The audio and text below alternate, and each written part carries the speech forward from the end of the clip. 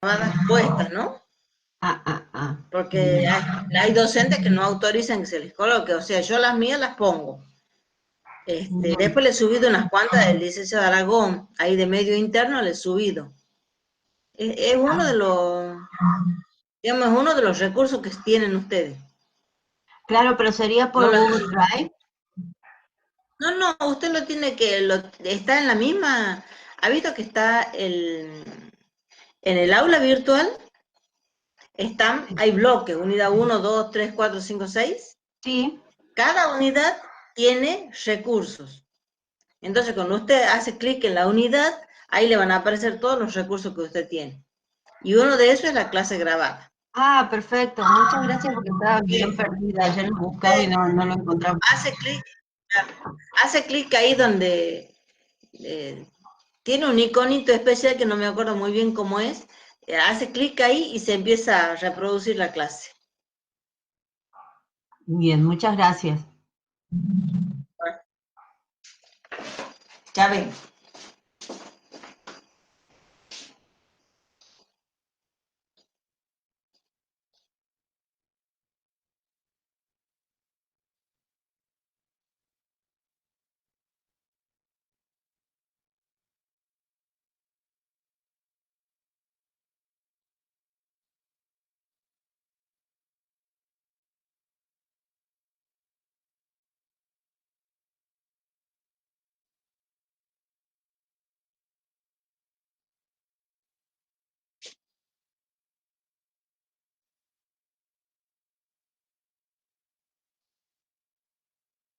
Sí, Rosana, hola, ¿qué tal? Vos sabés que mi hermana ha tenido un problema con la cirugía de su rodilla. Parece que le ha desplazado el clavo cuando se ha estudiado de la puerta. El médico la cita para hoy a las 8:30. Así que yo estoy habilitando la sala, pero no está llegando esto. Estoy habilitando la sala y me voy porque la tengo que llevar a ella. Ajá, sí, y creo que esta tarde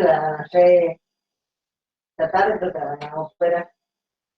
Bueno, hija, bueno, no, bueno, bueno, bueno.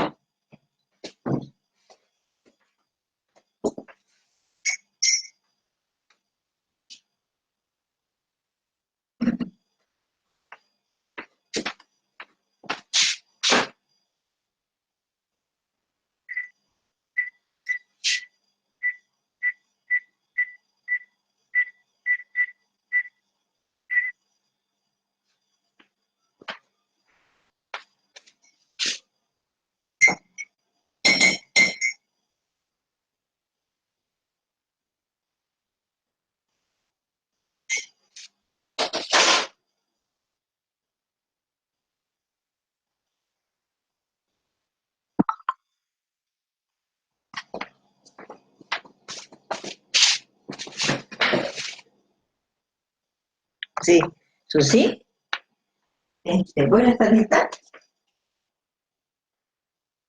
Bueno, yo me voy a demorar un poquito, pero 8:30 ya que estar ahí. ¿Puede ser? O, bueno, ya sabes, ¿no? 8:30 el mundo va a estar ahí. ¿Sí? Bueno, listo.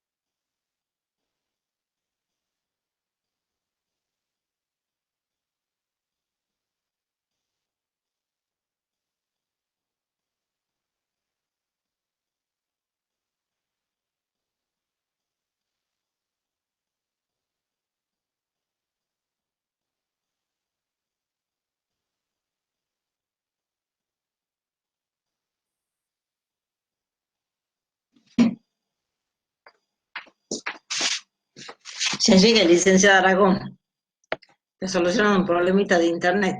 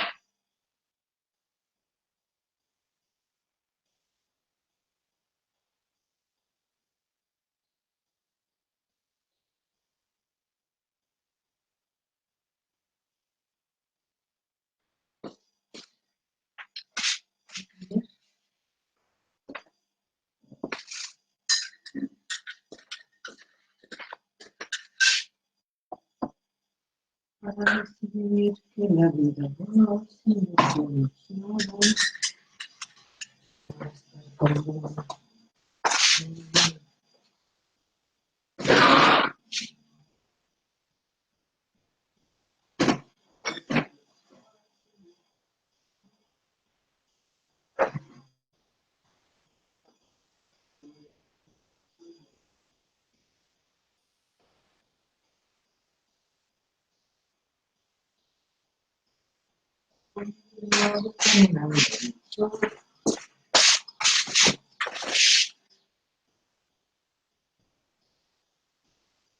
Continuar.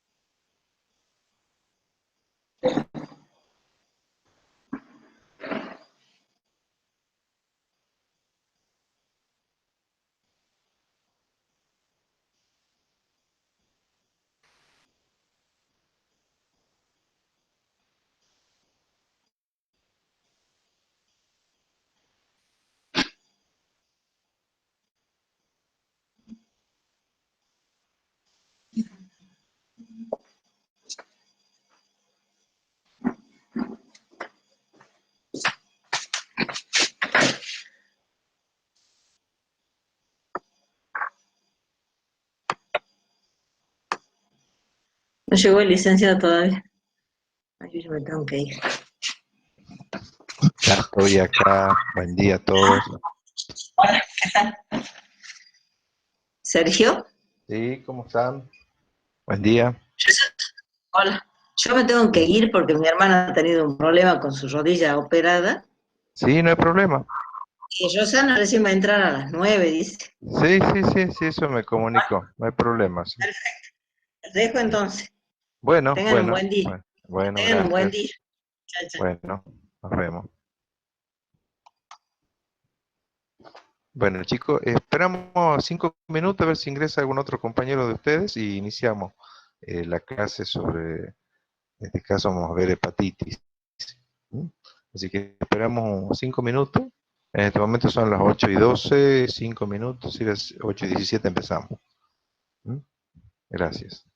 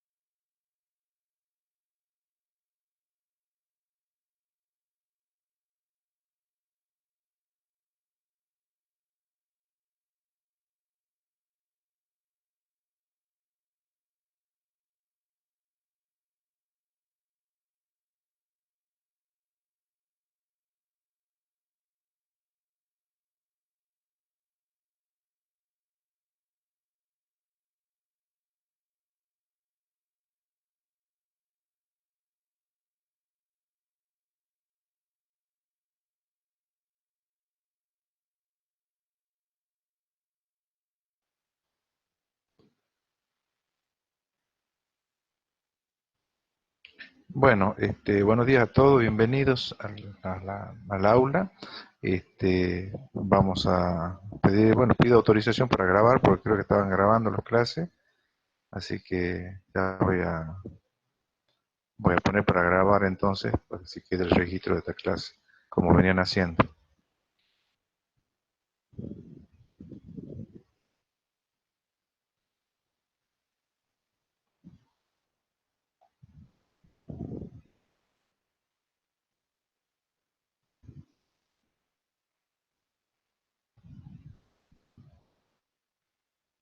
Bueno, lo del trabajo lo charlamos después entonces. Yo no he tenido tiempo de revisar hoy, voy a revisar todos los trabajos porque estuve muy ocupado con otra materia que estoy dictando también. Así que hoy a la tarde voy a revisar todos los trabajos y que ya tienen condiciones de poder exponerlo el día lunes. Así que bueno, ahora empezamos con la clase entonces. Bueno, la clase que vamos a desarrollar pertenece al programa, al tema 26. Son dentro de ella las patologías que afectan al hígado.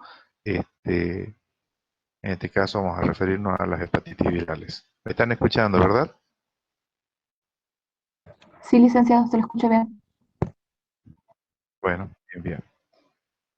Bueno, vamos a empezar un poquito charlando. Ahora vamos a poner pantalla completa. Bueno, el sufijo ite, ya saben que significa, ¿no es cierto?, inflamación.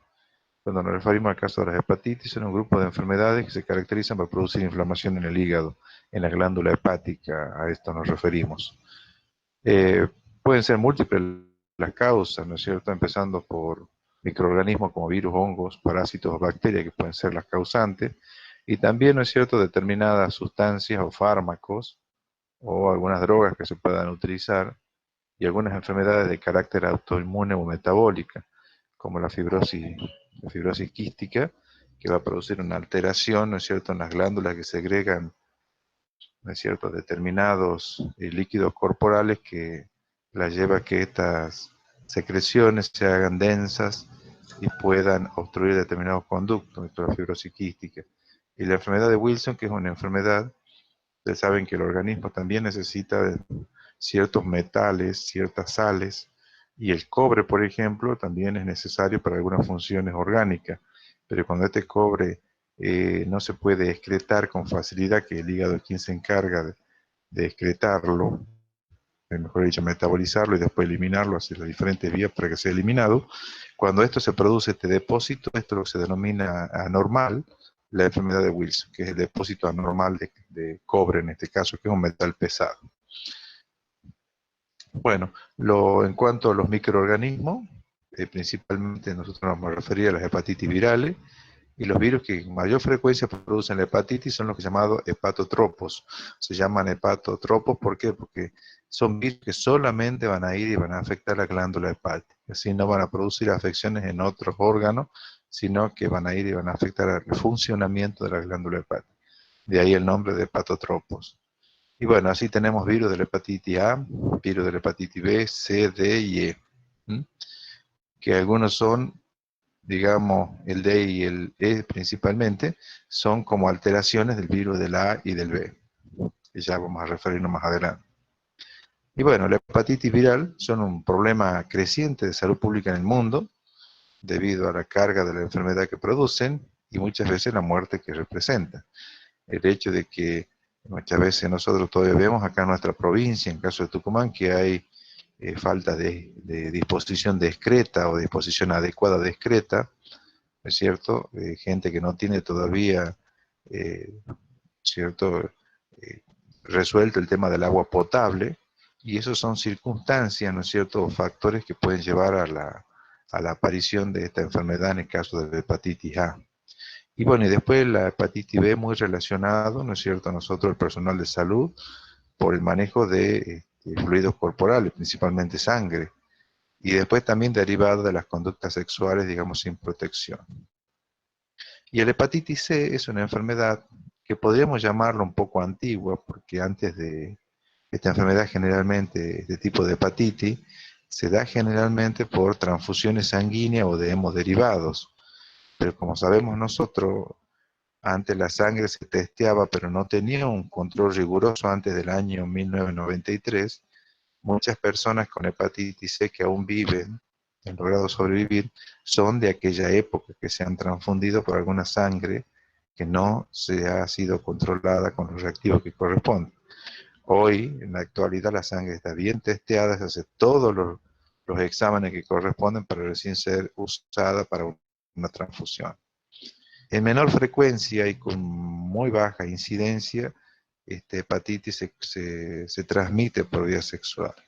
Generalmente se da más la hepatitis C por las transfusiones de sangre o hemoderivados.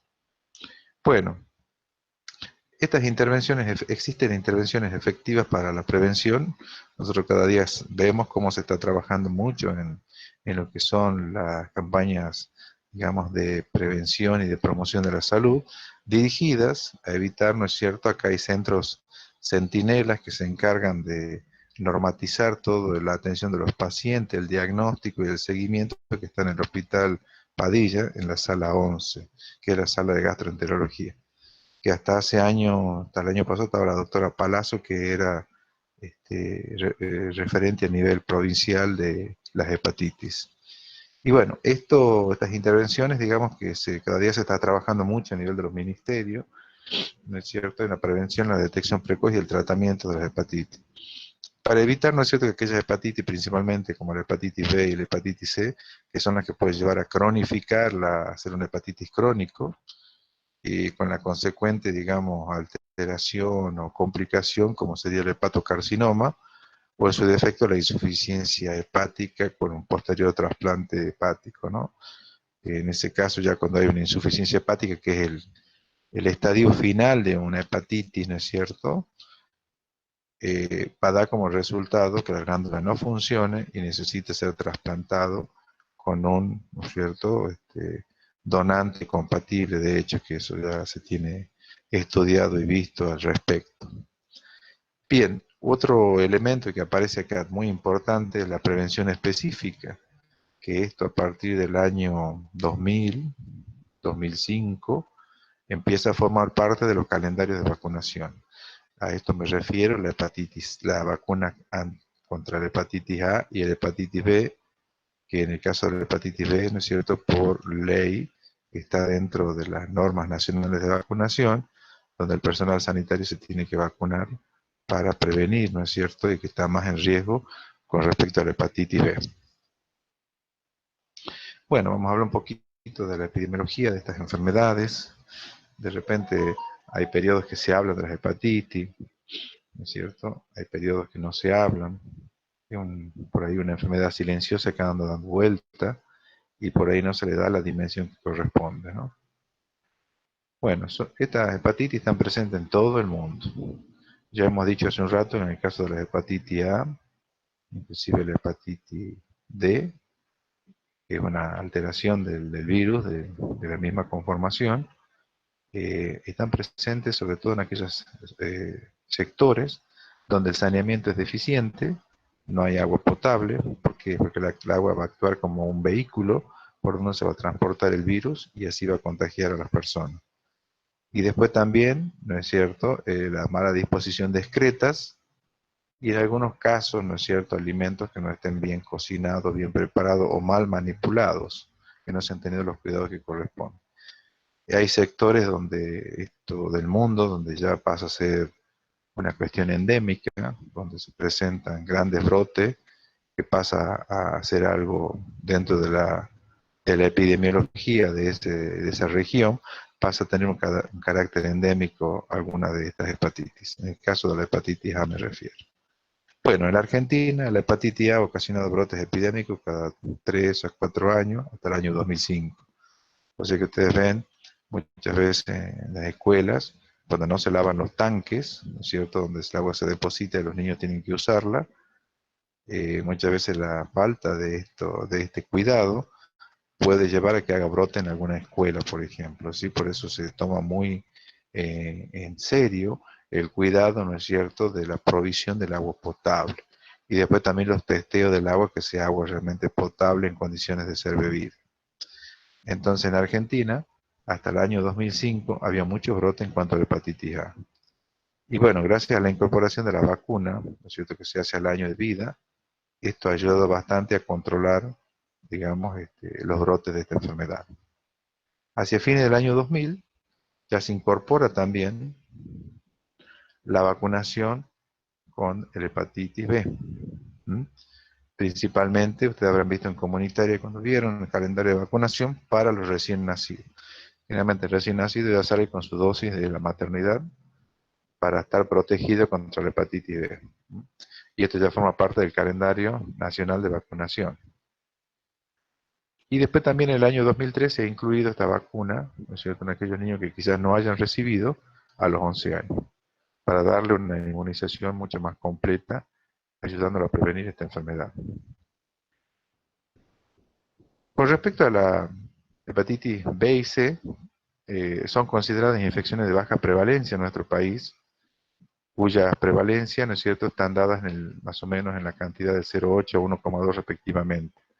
¿Por qué? Porque hemos dicho que la B tiene que ver mucho con el manejo de fluidos corporales, principalmente la sangre, donde puede darse por situación principalmente por vía sexual.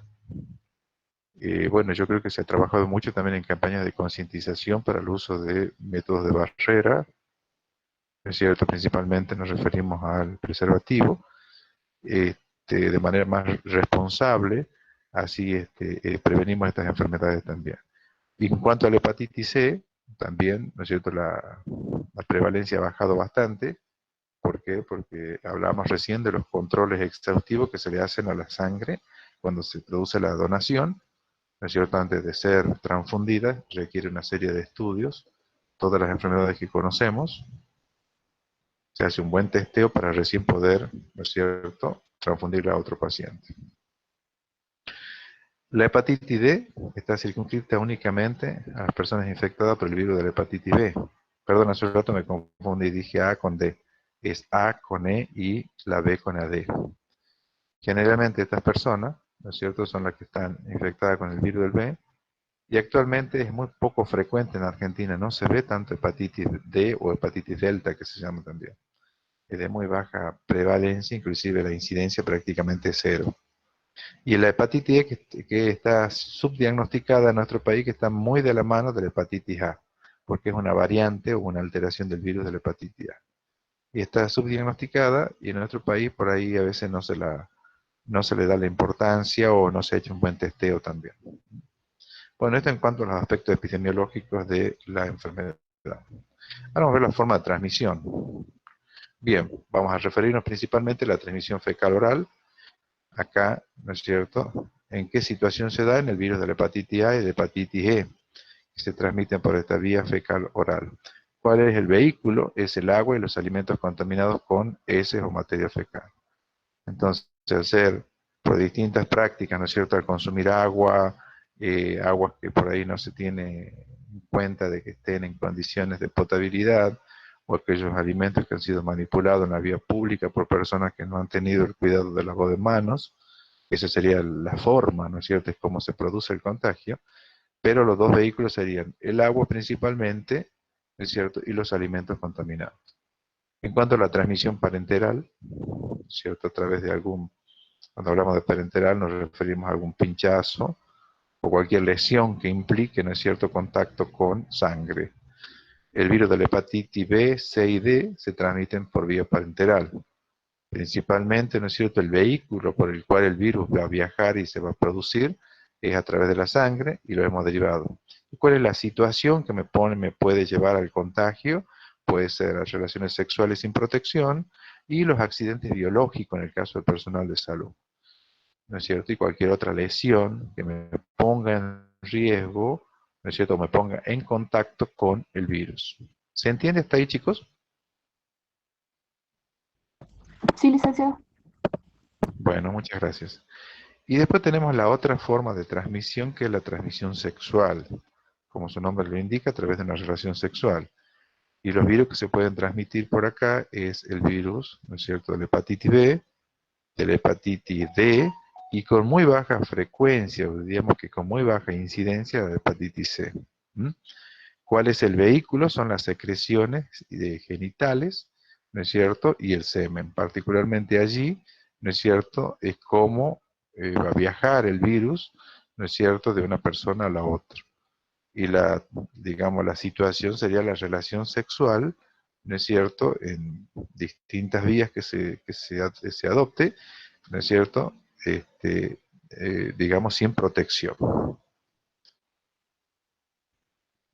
Y después tenemos la transmisión perinatal, ¿no es cierto? Es aquella que el virus, ¿no es cierto?, ocasionalmente puede ingresar, ¿no es cierto?, por vía perinatal también, en el caso de la embarazada, puede transmitir a través de la vía placentaria, que ella esté contagiada, le puede, ¿no es cierto?, transmitir a el feto.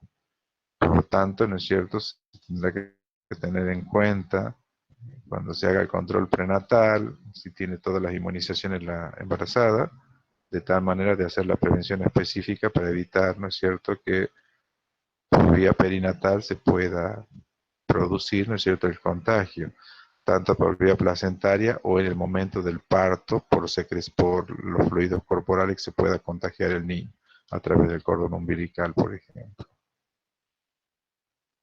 Bueno, ahora vamos a hablar un poquito del cuadro clínico. El cuadro clínico se lo podría definir hay síntomas que son muy generales, algunos que pueden ser específicos. Dentro de los síntomas generales, la mayoría de los cuadros de hepatitis a veces cursan asintomáticos. Por ejemplo, la hepatitis a veces ni nos hemos enterado que nos hemos contagiado de hepatitis A, hemos sentido ciertos síntomas muy generales, parecidos al de un resfriado, porque no hemos engripado. Los síntomas respiratorios, como la falta de aire, congestión nasal, dolor, ¿no es cierto?, articular, y dolor, digamos, a nivel de los paquetes musculares, y un decaimiento. No le hemos dado importancia y resulta que ahí nos hemos contagiado de hepatitis A, por ejemplo, ¿sí? O bien de cualquier otra hepatitis, hemos tenido un accidente biológico, por ejemplo, y no hemos tomado las medidas del caso, como, ¿no es cierto?, identificar el contacto y hacer todas las medidas de posexposición que ya conocemos. Entonces, en ese caso, muchas veces no da síntomas. ¿Mm? Cuando aparecen los síntomas, el periodo de incubación entre la exposición, el virus y su aparición puede variar entre 2 semanas a 6 meses. Miren el tiempo ustedes, que pueden aparecer los grandes síntomas. Recién, mientras tanto, no voy a sentir nada. De acuerdo al virus que se trate, que ya vamos a ver cómo es la disposición en el tiempo. En los casos de hepatitis aguda, ¿no es cierto?, sí aparecen manifestaciones clínicas, ¿no es cierto?, que son similares, independientemente del virus que lo cause.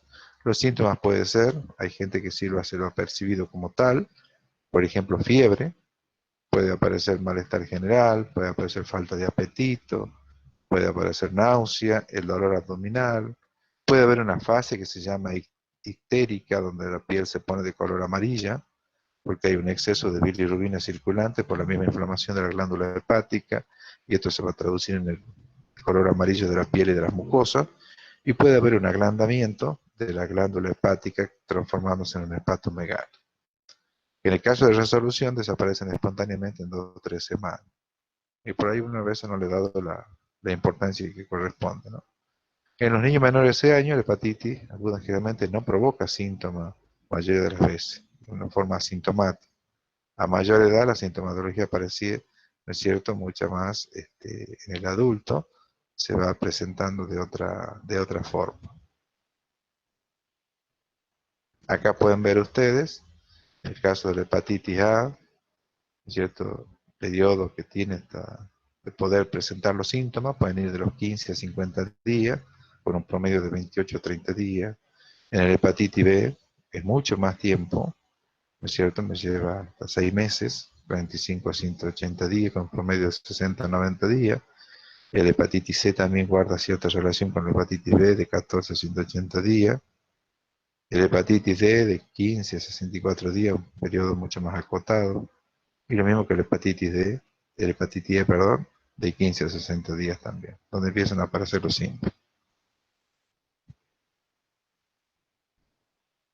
Bueno, dicen que las hepatitis crónicas, nosotros vemos las hepatitis agudas, que son las hepatitis que dan síntomas rápidamente, y las hepatitis crónicas son aquellas como la hepatitis B, por ejemplo, la hepatitis C, que van a dar síntomas y van a quedar instaladas de manera latente la enfermedad en la persona, digamos afectando a la glándula a largo plazo. Muchas de las hepatitis crónicas son oligo o asintomáticos, o sea, dan pocos síntomas o no dan síntomas, ¿sí? En la mayoría de los casos.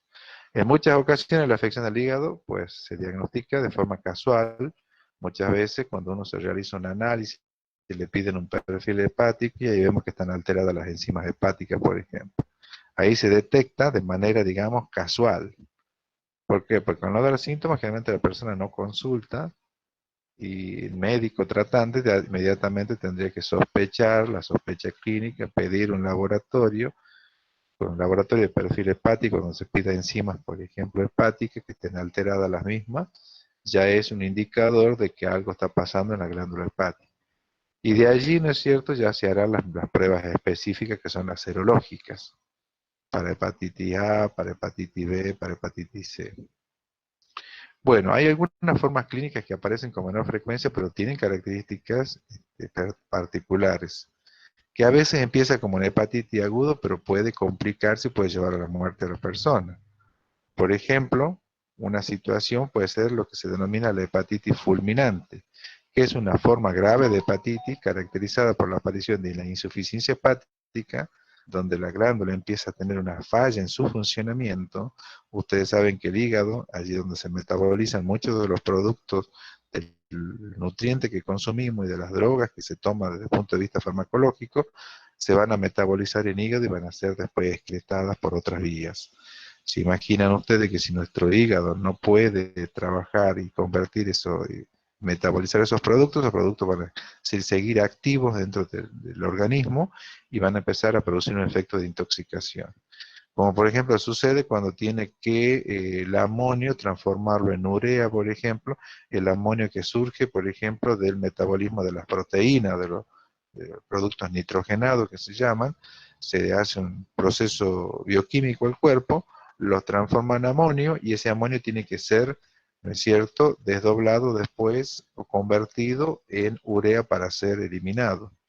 Por eso muchas veces un indicador, inclusive en la parte renal también, es el depósito de urea y de creatinina a nivel sanguíneo, porque estos dos compuestos se tienen que eliminar sí o sí, porque si se acumulan en el organismo resultan tóxicos y muchas veces me pueden producir otros cuadros a nivel neurológico, como la encefalopatía, por ejemplo.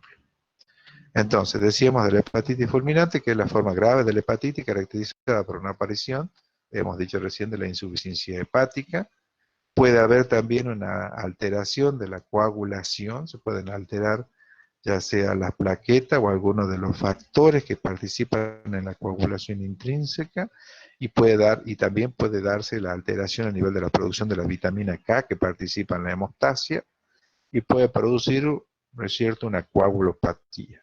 Puede llevar con tendencia a la hemorragia, ¿no es cierto?, o una tendencia a formar coágulos, formar trombos, dependiendo de la situación que se vaya a dar. Y bueno, la aparición de ictericia, que decíamos recién, que es la coloración amarillenta de piel y mucosa, y la encefalopatía, que es un cuadro de características neurológicas por la misma intoxicación con estos productos nitrogenados que no se pueden desdoblar en la glándula hepática y atraviesan la barrera hematoencefálica y van a producir una serie de signos, podríamos llamarle sintomatología neuropsiquiátrica, donde la persona se empieza a desorientar, tiene alteraciones a nivel de la percepción sensorial, no puede ejecutar movimientos o coordinación fina, por ejemplo, y la persona puede llegar a desorientar en tiempo y espacio, producto de esta intoxicación, ¿no es cierto?, con estos productos que no pueden ser metabolizados por el hígado. Para que ustedes vean la importancia de la glándula hepática en la función, en la fisiología, ¿no es cierto? Porque está ligada a está ligada a la alimentación y está ligada al consumo de fármacos, por ejemplo, que se tienen que metabolizar en el hígado. Bueno, otro también hepatitis que se denomina hepatitis colestásica, que se presenta con colestasis marcada, o sea que aumentan los valores de la fosfatasa alcalina y de la bilirrubina. Entonces, aumenta la cantidad de bilirrubina y generalmente esto va a producir, ¿no es cierto?, este cuadro de ictericia, piel amarillenta, y que va a acompañarse también de prurito y escasamente con alteraciones de la coagulación.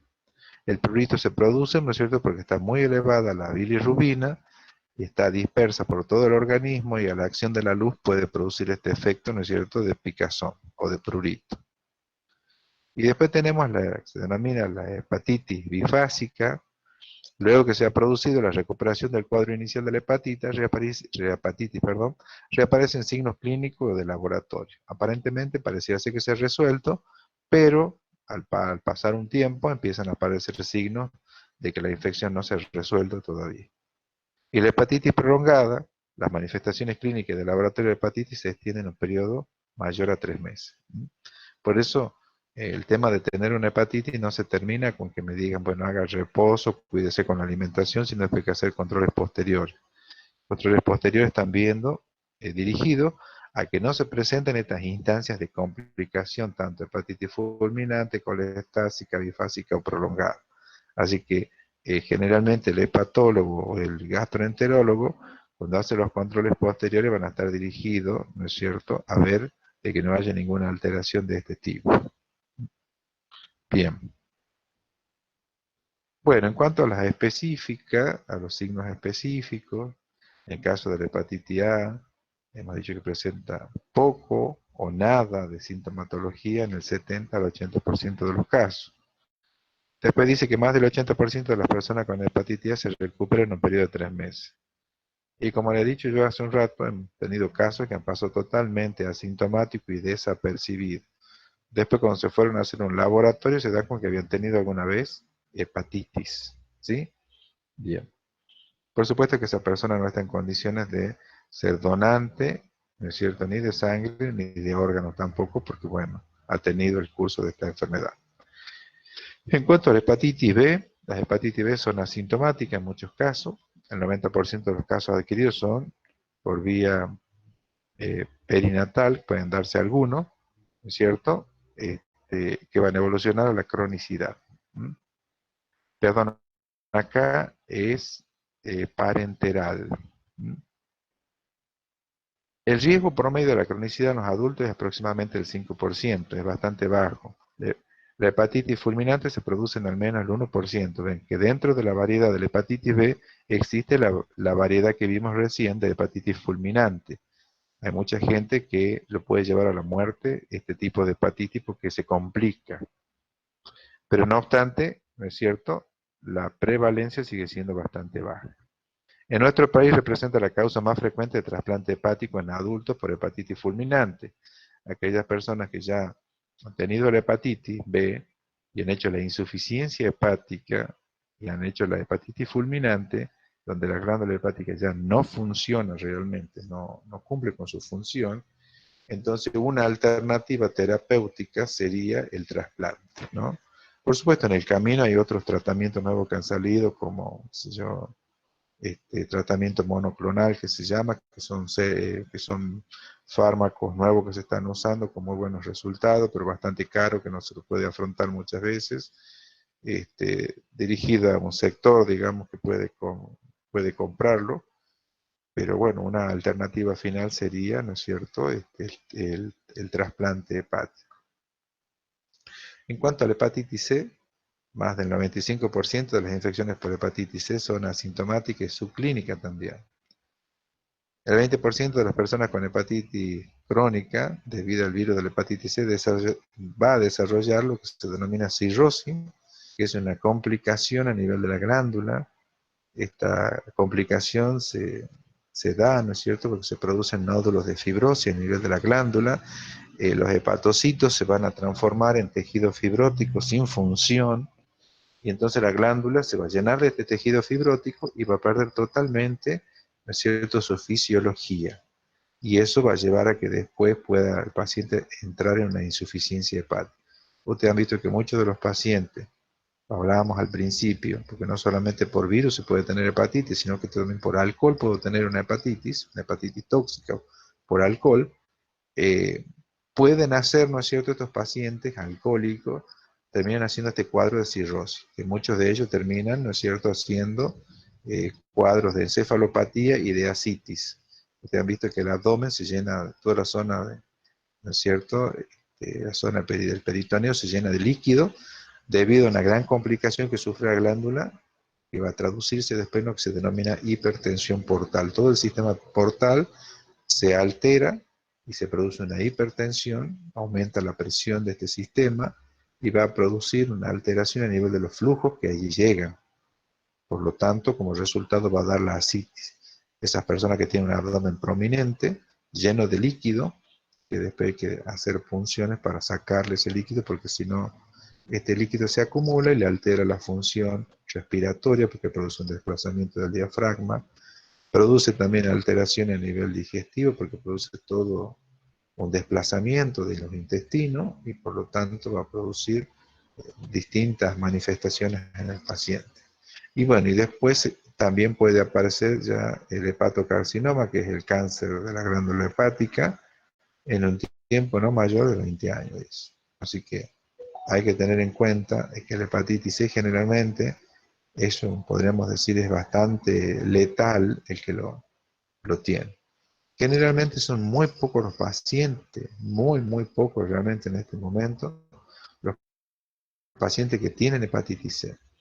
Son algunos que han quedado sobrevivientes de aquellos pacientes del año, por debajo del año 93, que accidentalmente, porque no había un control, los reactivos para hepatitis C en ese momento no eran efectivos, no eran muy sensibles, y entonces cuando se transfundía la sangre, algunas tenían hepatitis C, y estas personas se contagiaban.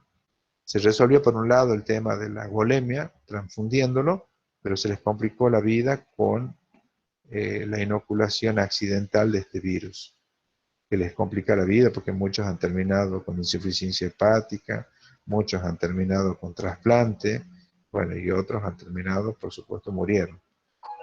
¿Mm? Para que ustedes vean lo que es este tipo de virus, en el caso de la hepatitis C, que por cierto no hay vacuna todavía de este virus, ¿sí? La vacuna solamente, sabemos que me cubre hepatitis A y hepatitis B hasta el momento, pero hepatitis C hasta el momento no tiene vacuna, y mire que ya hace mucho tiempo que se viene trabajando al respecto. Bueno, ¿cuándo sospechar de hepatitis viral? La sospecha clínica y epidemiológica debe basarse en las definiciones de caso vigentes, como ahora se está usando con el COVID.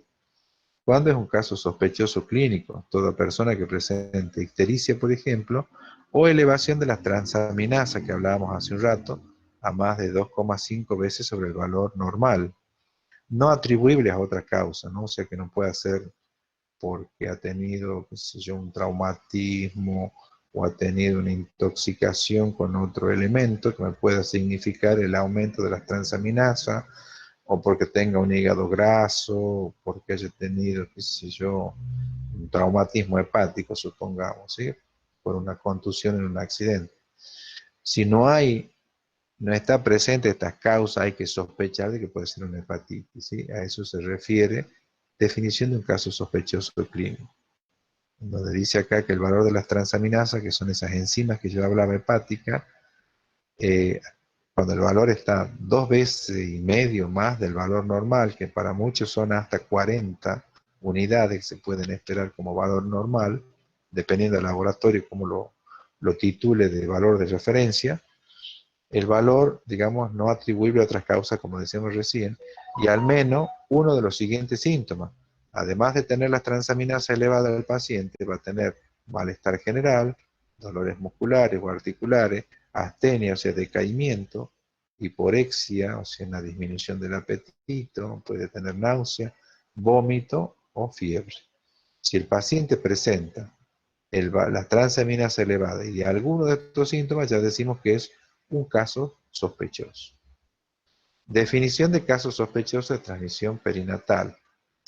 En el caso de niños, todo niño menor de 18 meses, hijo de madre infectada, ya sea con el virus de la hepatitis B o C, independientemente de los factores de riesgo, cualquier persona que pudo haber estado expuesta, por lo que se recomienda el estudio de la hepatitis B, de la hepatitis C, al menos una vez en la vida. Por eso es recomendado que uno se se tengan que hacer estos análisis, porque a veces no sabemos, capaz que accidentalmente, que si no ha habido una conducta sexual con protección, también se puede haber inoculado el virus también. O sea que el caso sospechoso de transmisión perinatal, ¿no es cierto?, tiene que ver con el niño menor de 18 meses, hijo de una madre infectada, tanto de hepatitis B o C, independientemente de los factores de riesgo que pueda tener aparte, cualquier persona puede haber estado expuesta. Por lo que se recomienda el estudio de estos dos tipos de hepatitis por lo menos una vez en la vida. Los siguientes grupos van a tener mayores riesgos de probabilidad de haber tenido contacto con el virus B y C.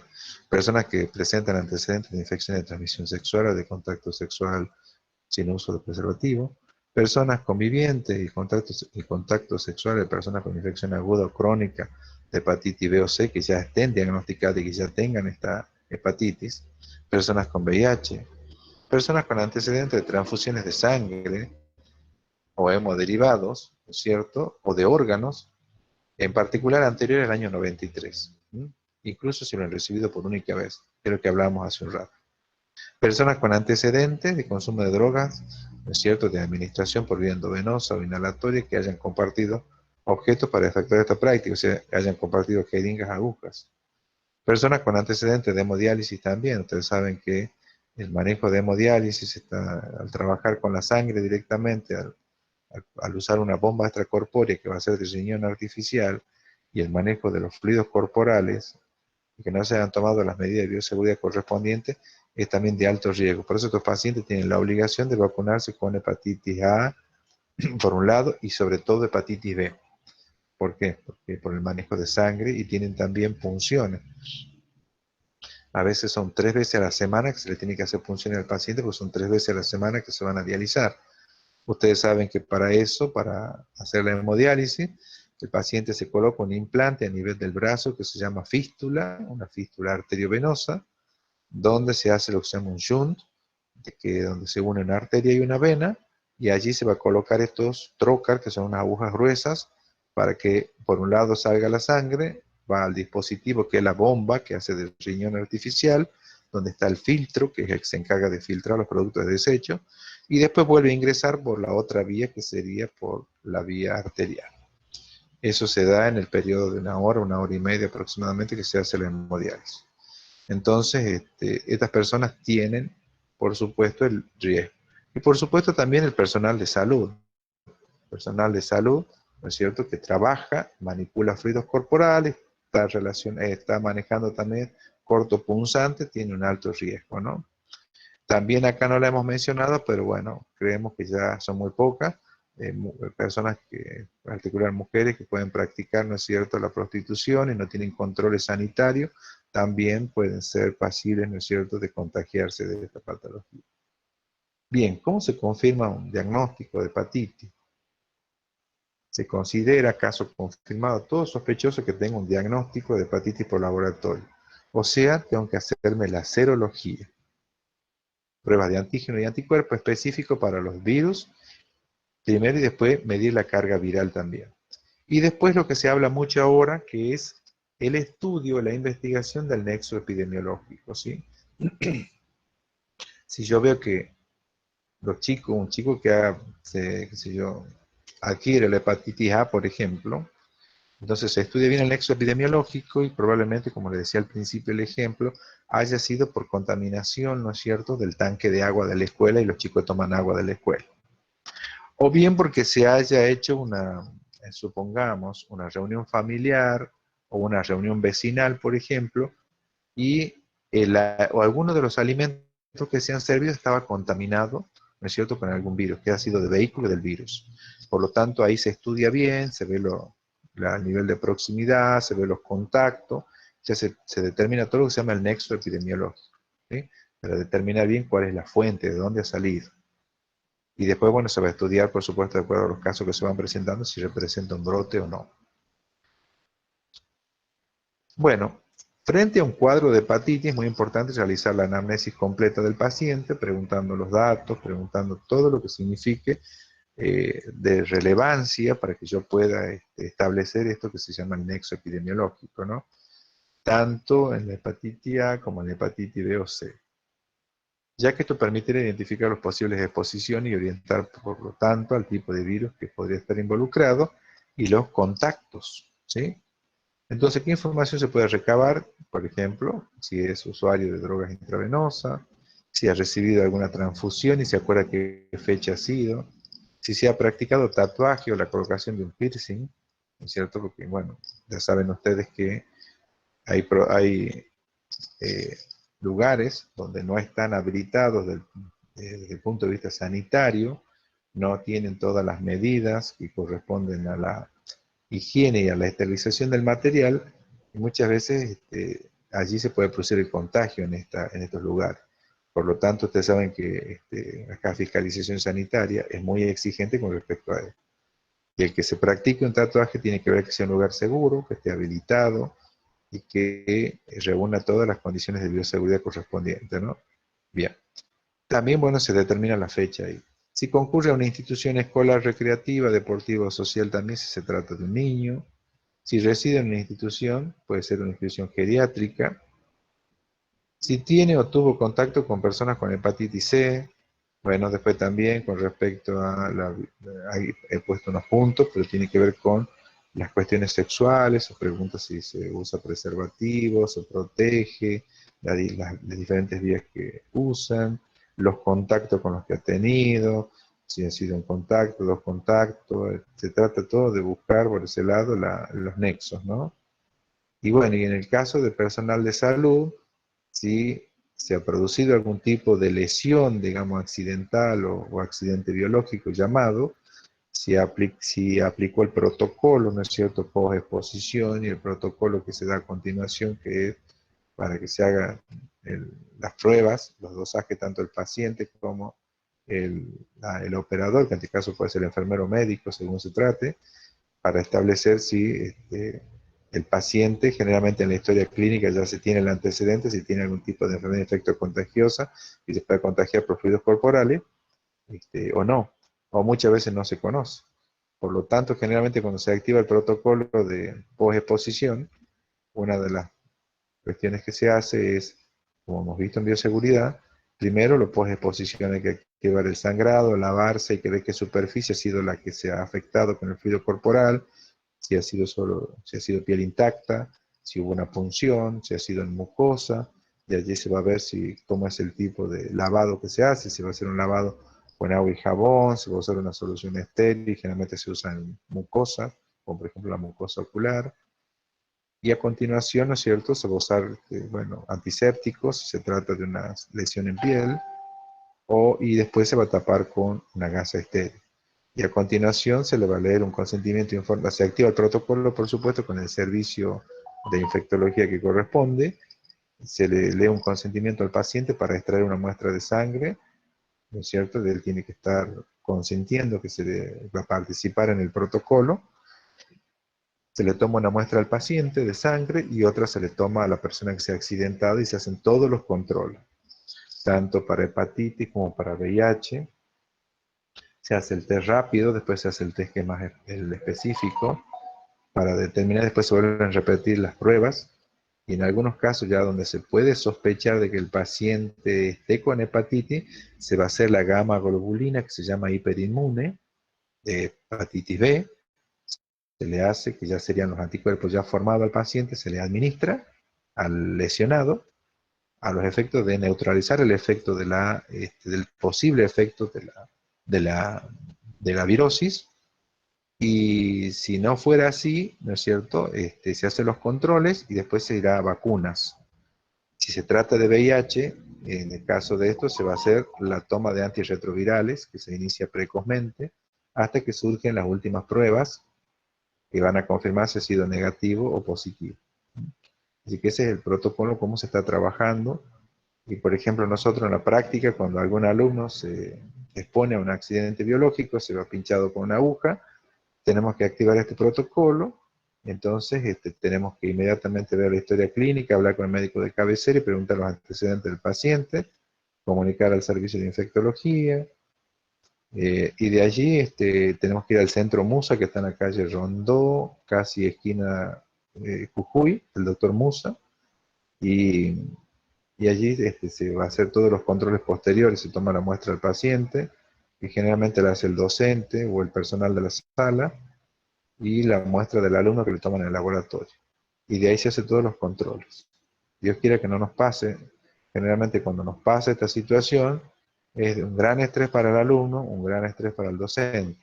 Por eso rescatamos todo lo que se explica y se enseña con respecto a la bioseguridad para utilizarla en la práctica hospitalaria.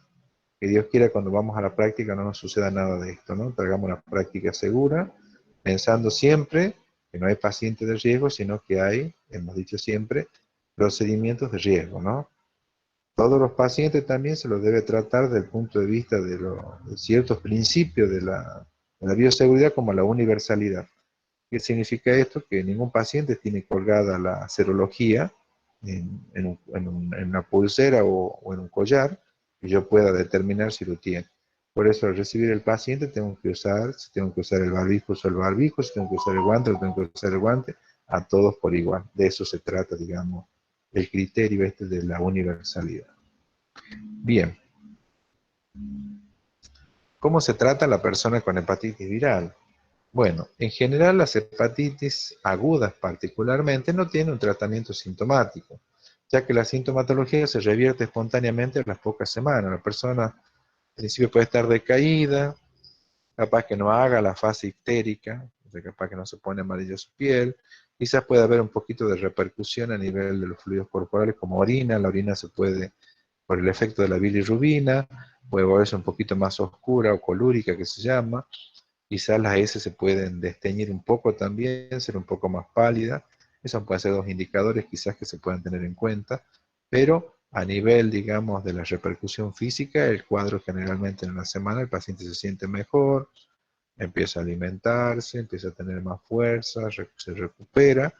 Entonces, muchas veces no hay un tratamiento que haya que darle, que tome una medicación específica, sino generalmente la medicación que está dirigida en esta etapa es para aliviar los síntomas, como se utiliza en el síndrome gripal, es siempre para aliviar los síntomas, ¿sí? Bueno, en el caso de la hepatitis aguda por virus B, ¿no es cierto? Y C, ya requieren un tratamiento específico. Bueno, en el caso que se pueda, será que se aplicarán algún tipo de medicación específica como protector hepático, o lo que yo le decía hace un rato, que son nuevos fármacos que salieron que se llaman interferones. Bueno, dependerá de cada caso y criterio médico, por supuesto. La enfermería puede participar, ¿no es cierto?, en la colocación de estos fármacos. Bueno, el control en el periodo agudo está orientado a descartar rápidamente las formas clínicas graves que hemos visto hace rato, la forma fulminante, bifásica, etc. No es preciso hospitalizarlo al paciente, a menos que presente algún signo de insuficiencia hepática, como hablábamos hace un rato, la encefalopatía, o alguna alteración de la coagulación, ¿no es cierto? O que el tiempo de protombina sea menor del 60%, porque eso va a implicar que pueda haber hemorragia, o alguna comorbilidad, otra patología que tenga que lo justifique realmente. Si no, tranquilamente puede hacer, ¿no es cierto?, se puede hacer una internación domiciliaria, o el paciente se puede manejar ambulatoriamente. Solo es necesario el reposo absoluto si presenta signos graves, ¿no es cierto? Si responde a algunos síntomas como la astenia, la adinamia, que esté el paciente muy caído, recién se va a recomendar el reposo. Pero si el paciente está bien, se puede movilizar, siente fuerzas, todo, se maneja como un paciente ambulatorio. Bueno, vamos a pasar a hablar de las medidas de promoción y prevención. No es necesario un aislamiento, digamos, severo en estas personas. En el caso de la hepatitis A, por ahí se puede tener un aislamiento en cuanto a que la persona separa los utensilios con los que va a usar, llámese el vaso, la taza que pueda usar, ¿no es cierto? Porque va a estar en contacto con su mucosa. Entonces, por eso puede ser esa recomendación, pero no hay que hacer un aislamiento estricto, ¿no? Sobre todo en la que tiene hepatitis B o C no tiene sentido, porque sabemos cuál es la vía de transmisión. En el caso de la A, porque es fecal-oral, ya que el periodo de transmisión se produce en general antes del diagnóstico. Generalmente la persona ya ha contagiado, y recién se hace el diagnóstico después.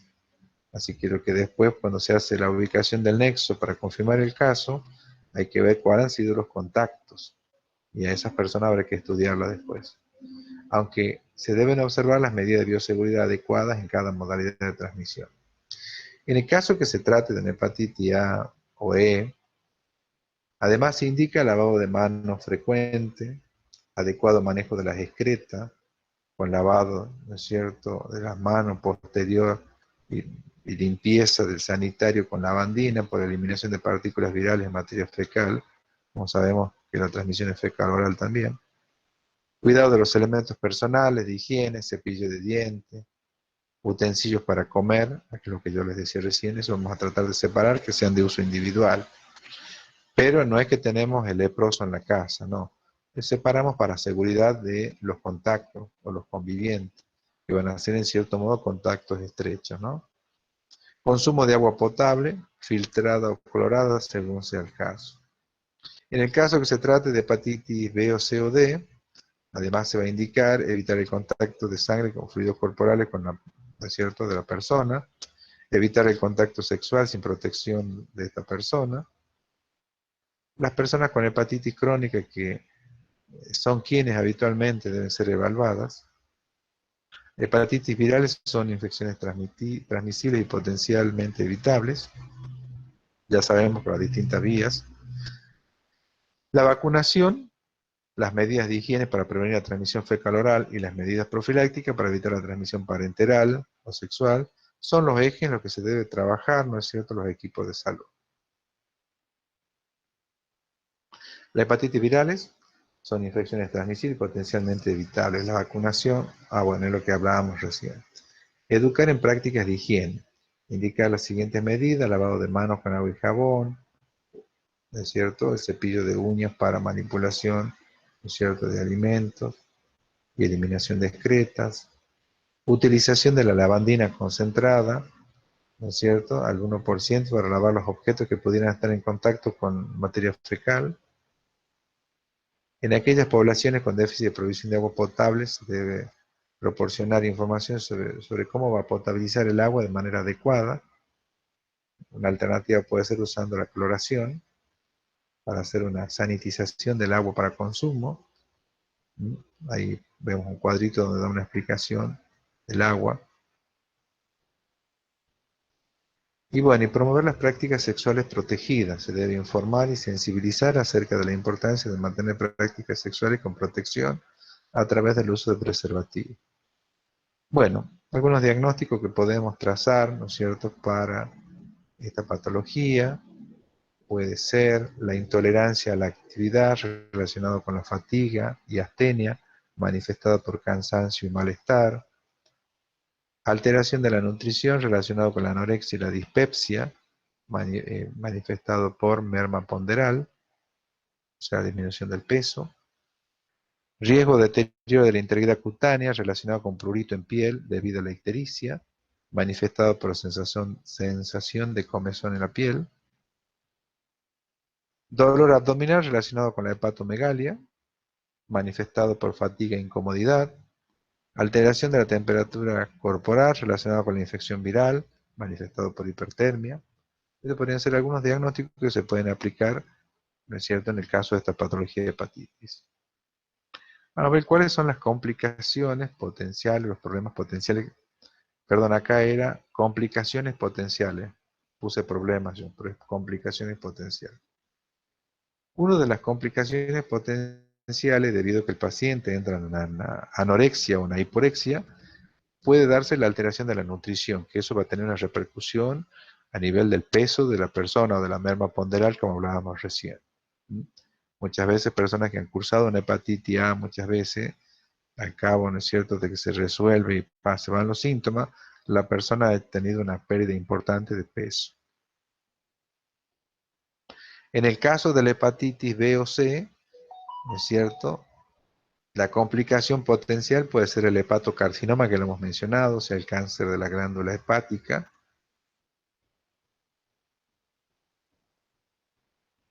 Y otra complicación potencial, ¿no es cierto?, las hepatitis crónicas. Tanto la hepatitis B como la C se van a transformar en una hepatitis crónica. En cambio, la hepatitis A, la hepatitis E pueden ser hepatitis agudos, ¿sí?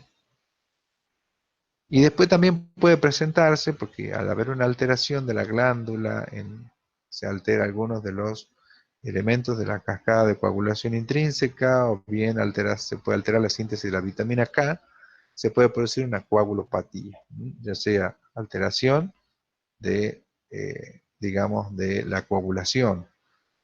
Ya puede ser con tendencia a la hemorragia o con tendencia a formar coágulos.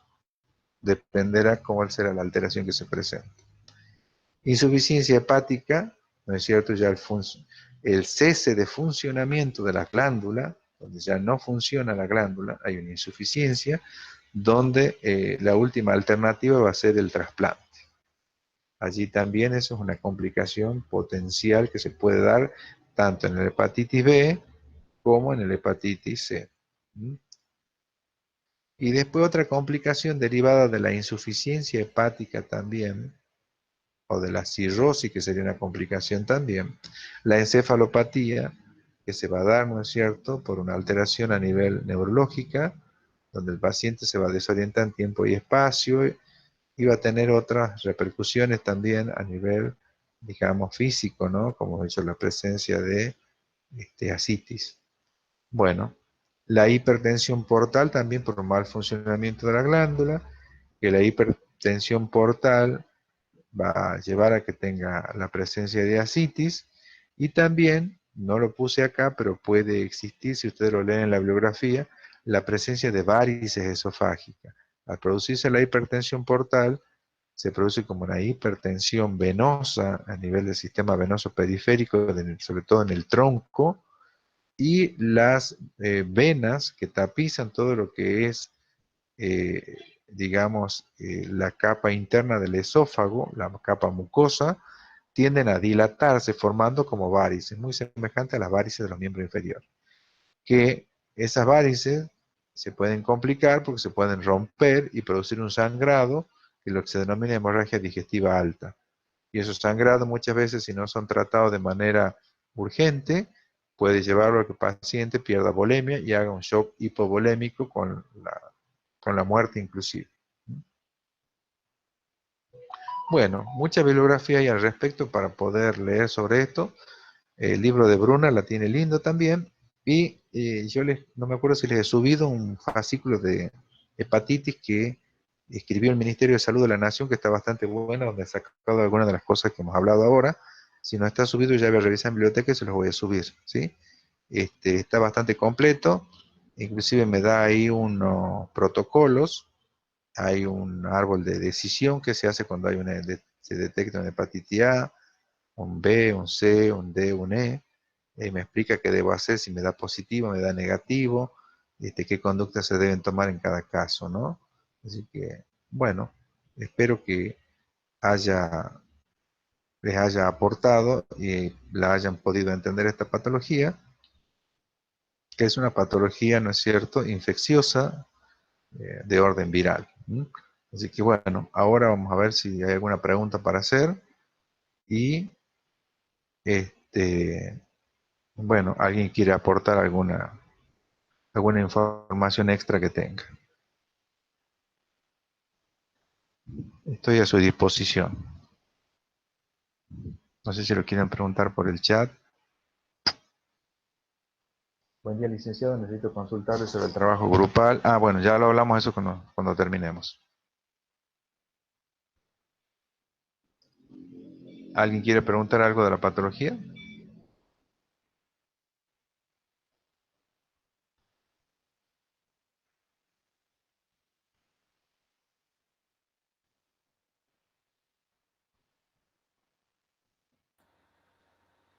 ¿Nadie? ¿Están dormidos? Estuvo muy claro, Lick. Yo creo que por eso no hay pregunta. ¿Seguro que ha estado claro? Muy claro, le contestan por el chat que estuvo muy clara la clase. Muy claro, según la... Bueno. Profesor, usted dijo que se equivocó en la epidemiología y era es A, hemos dicho, ¿no es cierto? Con, a ver, A, B, C, D. A y D, así es, ¿verdad? Y B y E. C. Así es. A con delta y B con E. Así es. Sí, Dick. Bien. ¿Qué pasaría si una persona embarazada contra hepatitis? Bueno, lo que hay que tratar de proteger es al niño, al feto, donde seguramente se hará, es como más o menos tener en cuenta como si tuviera VIH. Seguramente se hará, dependiendo del caso, si ya la tenía la infección de manera crónica, habrá que ver en lo posible, ¿no es cierto? Seguramente se verá si se puede vacunarla. Gamma globulina hiperinmune no, porque si ya es una infección crónica no se la puede hacer.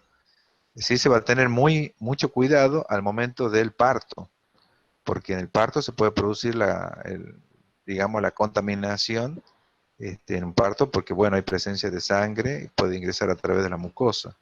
Así que se tratará de hacer, imagino que una cesárea de tipo hemostático, una cesárea seca o un parto seco, ¿no? No sé, licenciada Jiménez, usted que es Como obstétrica. protocolo, como Sí, protocolo es cesárea de elección. bien. Cesárea electiva. Ujú. Sí, bueno, eso hay que cuidar porque en realidad la transmisión puede darse, digamos, si no se toman los recaudos para reducir la carga viral, puede pasar por vía placentaria, pero también tenemos que vigilar el contagio a nivel por los fluidos corporales al momento del parto, así que hay que tener mucho en Sí, por cuenta. vía vertical sería, licenciado. ¿Cómo? Por vía vertical. Por vía vertical, así es. Bueno, si una embarazada contra hepatitis A es más fácil, digamos, ¿no? No obstante, hemos dicho que también puede darle la variante, hemos dicho, fulminante. En ese caso, ya sabemos cómo es transmisión fecal oral, hay que, digamos, tener en cuenta estas medidas y esperar que evolucione, que en 2 o 3 semanas generalmente la virosis termina y no hay peligro que le pase al niño, ¿no? Sobre todo las que son por vía parenteral son las que son peligrosas.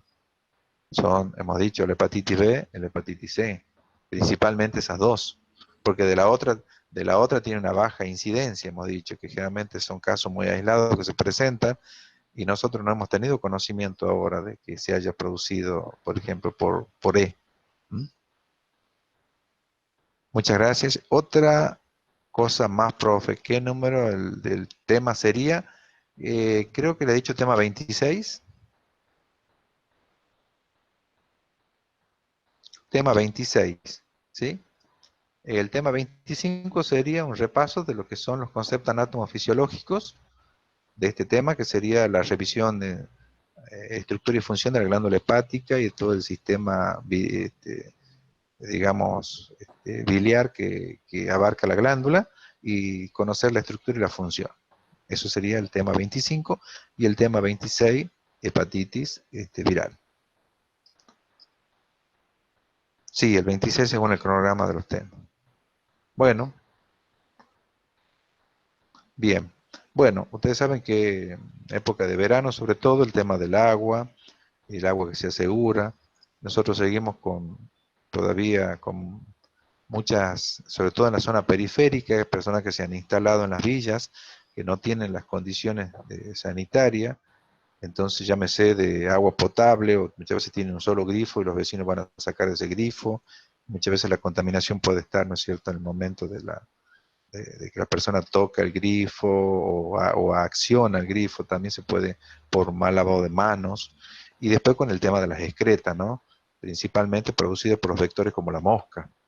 Entonces tenemos que tener muy en cuenta y después tener mucho cuidado con los alimentos que se compran, sobre todo fríos en la vía pública, que son de base acuosa, que muchas veces pueden contaminarse con el virus de la hepatitis A principalmente. Y después yo hacía referencia a las escuelas, los tanques de agua. ¿Por qué? Porque muchas veces los tanques no son anualmente revisados o mantenidos, y ustedes saben que ahora con los palomares que se forman por las palomas que van, a pernoctar en esos lugares, suelen, en sus deyecciones, pueden estar contaminadas con este tipo de virus y así contaminan, ¿no es cierto?, de una contaminación cruzada en las aguas que van a servir para que los niños tomen muchas veces. Así que es preferible que cuando los chicos en las escuelas se les recomiende que traigan su agua de su casa en su botella, que sea de uso personal, tampoco la compartan. Entonces, hemos tenido muchos casos de brotes en las escuelas por el tema del agua, sobre todo en época de calor. ¿Mm? Así que, bueno, un aspecto a tener en cuenta. Y nosotros, el personal de salud, de hecho, usar todas las medidas de bioseguridad. Vuelvo a repetir, no hay pacientes de riesgo, sino que hay procedimientos de riesgo, así que uno tiene que prepararse, digamos, de tal manera de que pueda emplear todas las medidas de bioseguridad y los elementos para protegernos nosotros y evitar un accidente biológico. El accidente biológico crea una situación muy compleja en quien lo sufre y también para el paciente, ¿no? Porque el paciente muchas veces tiene miedo y muchas veces nos ha pasado años anteriores. El paciente dice, no, yo no tengo nada, pero ¿por qué piensan que yo puedo tener SIDA o puedo tener hepatitis si yo no tengo nada? Y bueno, hay que tomarle la muestra de sangre y esa es la parte más difícil muchas veces y convencerlo al paciente porque tiene que firmar un consentimiento. Si él no firma ese consentimiento, no se le va a poder tomar la muestra. Así que es bastante compleja la situación del accidente biológico. Y después para el personal de salud que tiene que entrar en lo que se llama la aseguradora de riesgo de trabajo, tiene que hacer toda una licencia especial, tiene que hacer todo un seguimiento, bueno, lo que yo decía, el consumo de medicación, todo, ¿sí? Así que por eso hay que tomarse el tiempo, hacer las cosas de manera responsable, pensar, evitar que hayan situaciones como la impericia, donde uno no sabe cómo hacerlo, prefiere no hacer, preguntar, y evitar la negligencia, las distracciones principalmente, que eso nos lleva a los accidentes, ¿no? Y después, por supuesto, el exceso de confianza, a veces también nos creemos que ya estamos duchos en determinado tema por los años de experiencia que tenemos, pero a veces nos toca pacientes distintos, y bueno, y después también el uso del material, tenemos que ser muy contundentes al momento de usar el material. No puedo tratar de usar un material que no es el que debo usar, ¿no? Tratando de adaptar situaciones por la falta de material. Así que eso hay que, si no tengo guante para hacer el procedimiento, no lo puedo hacer el procedimiento. Si tengo que hacer una venopunción, lo tengo que hacer con guante. Si tengo que usar antiparra porque va a haber salpicaduras, tengo que hacerlo con antiparra como corresponde al procedimiento. Eso es la manera de hacer, porque muchas veces vivimos adaptando cosas, es como el tema del descartador para material cortopunzante. Si no tengo el descartador rígido, no puedo ir a tirar y descartar una botella como se hacía en la vieja época. ¿Por qué? Porque eso significa un gran riesgo para mí y un riesgo para el que después va a hacer la recolección de los residuos. Así que tengamos en cuenta eso. Licenciado, entré tarde a la clase, no sé si había hablado de la vacuna de hepatitis. ¿Qué pasa si la persona tiene una hepatitis asintomática y no se la ve? ¿Qué pasa si se coloca la vacuna? Bueno, nosotros como personal de salud tenemos que hacer la vacuna. Supongamos que la persona no sabía que tenía la enfermedad y se la hace. Probablemente la inmunidad le va a dejar la enfermedad y también, supuestamente, si su sistema inmunológico está distraído en la resolución de la enfermedad, probablemente la vacuna no haga el efecto que corresponda. Capaz que el título de anticuerpos que genera sea bajo. Lo que se puede hacer y lo que se está haciendo ahora es hacer un análisis de títulos de anticuerpos de superficie en el caso de la hepatitis B. Inclusive ahora, para hacerla, ustedes han visto que tienen que hacerse un refuerzo cada 5 años.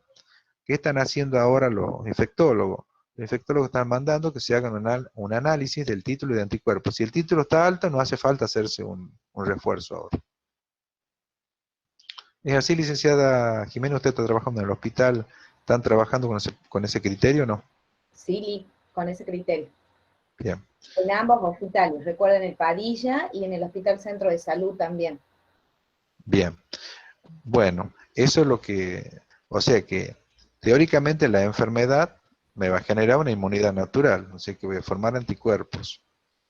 Y si en ese momento me coloqué la vacuna, si está distraído el sistema inmune trabajando en la resolución de la enfermedad, seguramente el título que va a generar es bajo, no va a ser como cuando yo estoy sano, porque va a estar a full mi sistema inmune para tomarlo este antígeno y transformar, después se va a estimular para formar los anticuerpos. Entonces, pero igual vamos a tener anticuerpos. Lo lindo sería después hacer un análisis para ver si el título es alto que tenemos, ¿sí? No sé si así contestó tu pregunta, Eliana. Buen día. Sí, Buen está día. clara la respuesta, licenciado. Yo la encuentro clara, me entendí. Bueno, no sé si alguno de los chicos quiere aportar algo con respecto a estas enfermedades. Eliana Carabajal pregunta, ¿y si es otra hepatitis? Bueno, no. Ya ahí ya no podemos saber. Si no, si es otra hepatitis, no va a hacer nada. Va a tratar de, en la medida que pueda, el sistema inmune permitir que se generen anticuerpos contra la vacuna que yo me he colocado. Si es otra hepatitis, voy a tener los anticuerpos de manera natural. ¿Mm? Así que eso, en ese caso, no sé, como es asintomático, muchas veces la persona no sabe, puede ser una duda que se quede sin resolver, ¿no? Así que después muchas veces, ¿cómo nos enteramos que hemos tenido hepatitis? Porque nos hemos hecho un análisis del trabajo, nos han mandado a hacer un análisis y ahí nos han pedido dosaje de anticuerpos para hepatitis A, hepatitis de superficie para B o C. Y ahí nos enteramos que hemos tenido hepatitis B una vez. No sabíamos. ¿Mm? Así que, Licenciado, sí. buen día, Eliana, Buen de día, vuelta. Eliana, sí. ¿Cómo está? ¿Qué pasa si nosotros la tercera dosis, que es a los 6 meses, se pasa del tiempo eso porque, por ejemplo, no haya en ese momento la vacuna en el lugar donde uno ya se la puso? Claro. Digamos, ¿qué pasa si a los 6 meses no se la coloca la tercera dosis? Claro. Bueno, los criterios han cambiado ahora con respecto a eso, lo que decíamos hace un rato. No importa, no es que se empieza de nuevo. Se coloca Ajá, usted la vacuna y esperamos un par de meses y se va a hacer el dosaje de anticuerpos. Si el título está alto, estamos de 10. ¿Mm? No ajá, es que empieza de nuevo el esquema como se hacía antes, no, se ha pasado un mes, no empezamos de cero. No, porque cada dosis, ahora inclusive en los niños también se está trabajando así, cada dosis es una dosis ganada. Por lo tanto, me ha generado un título de anticuerpo. Entonces no claro, puedo empezar de nuevo, de cero, donde ya tengo. ¿Por qué? Porque ahora se puede hacer este dosaje, no es tan caro para hacerlo. Ahora no se vienen las otras enfermedades que son inmunoprevenibles, pero en el caso de hepatitis se está tomando este criterio, ¿sí? y una, Entonces, claro. ya no se vuelve a cero, ¿sí? ¿A dónde se hace este estudio para ver si uno está bien en el Sí, se sistema? puede hacer en cualquier laboratorio, ¿no? En cualquier laboratorio Ah, público o perfecto. privado se lo puede hacer un análisis que es Sí. común ahora, ¿no? Es como Claro, yo los infectólogos, sí, sí, diga. pregun- pregunto específicamente porque a mí me pasó, digamos, cuando yo me fui Sí. a colocar la tercera dosis, me pasó ese que no me la puse justo a los 6 meses, me la puse a Claro, los 7 meses y medio más o menos, porque no había en el lugar donde yo me la estaba colocando, que es en el CAP de cerca de la casa. claro. Y yo le había comentado esto a la profesora de microbiología, sí, y ella, bueno, que dio una clase más o menos algo de así de hepatitis, y ella sugería de que empecemos de cero. No, ya se ha cambiado ese criterio. Son Ah, dosis ganadas y por lo tanto me han generado un grupo, o mejor dicho, una cantidad de anticuerpos y sobre eso tengo que seguir trabajando, ¿no? Así que, bueno, muchas gracias. no, por favor. Acá Cintia Díaz dice, en la enfermería comunitaria nos dijeron que se continúa con las dosis. Es más, si le falta la segunda, se la coloca y al mes sería la tercera dosis. Sí, la idea, ¿por qué esto de las dosis? Las dosis es para tratar de generar una mayor título de anticuerpo, por eso está la primera dosis, la segunda, la tercera y el refuerzo. Que ahora con respecto al refuerzo, lo que yo le decía hace un rato, se está testeando los anticuerpos, el título, para hacerse el refuerzo no. ¿Mm? Así que lo importante es cumplir con el esquema 0, 1 y 6, creo que así se sigue vigente este esquema. 0, ¿no es cierto?, el día de la primera dosis, a los 30 días y después a los 6 meses. Creo que sigue ese En- esquema vigente, claro. ¿verdad? Entonces sería que la más importante sería la primera y la segunda colocación, y la tercera vendría a ser como un refuerzo.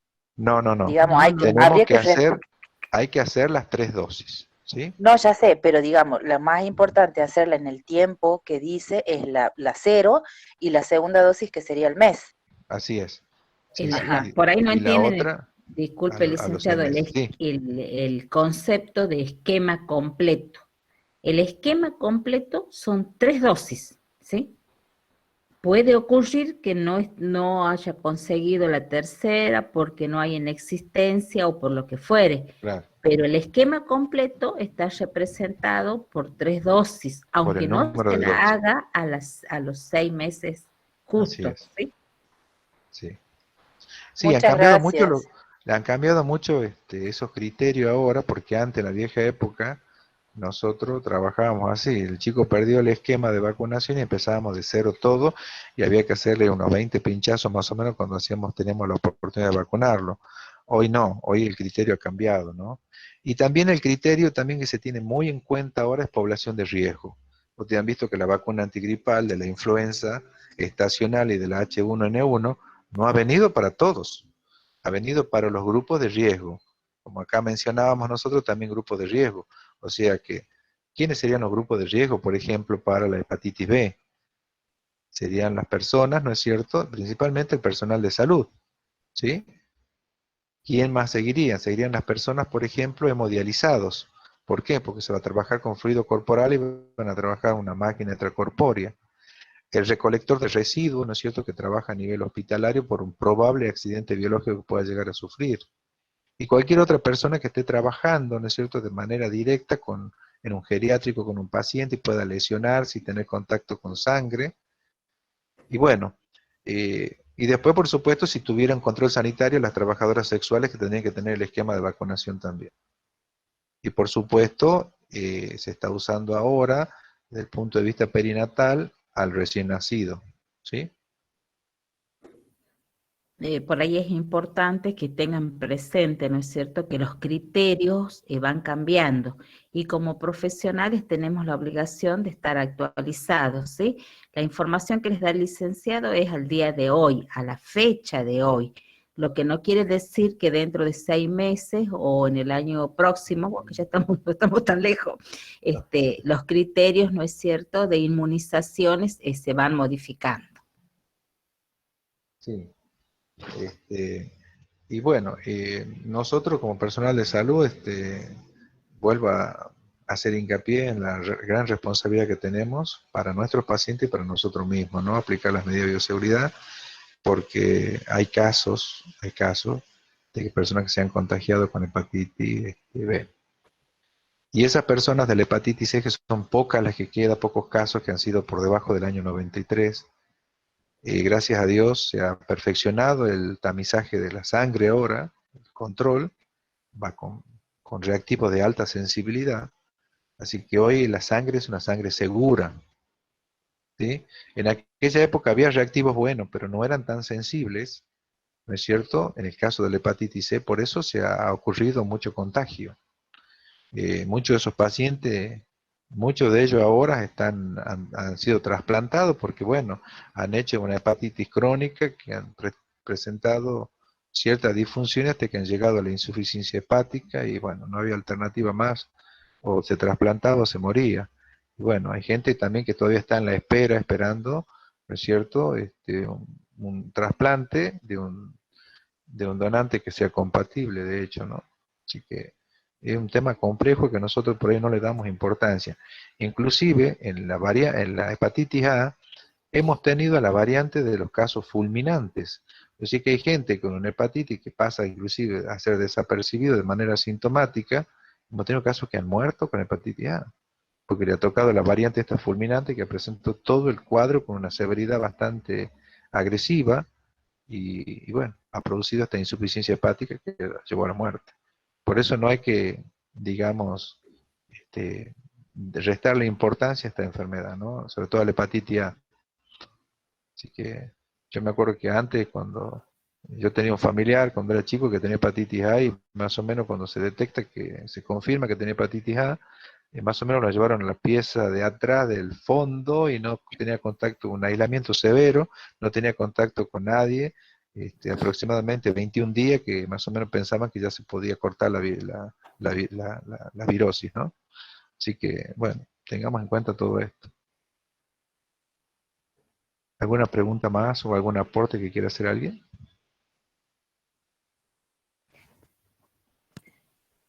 Parece que no veo más. Bueno, Bueno, a las 10 los invitamos a conectarse porque tienen la clase con la licenciada Almazán de heridas crónicas y úlceras.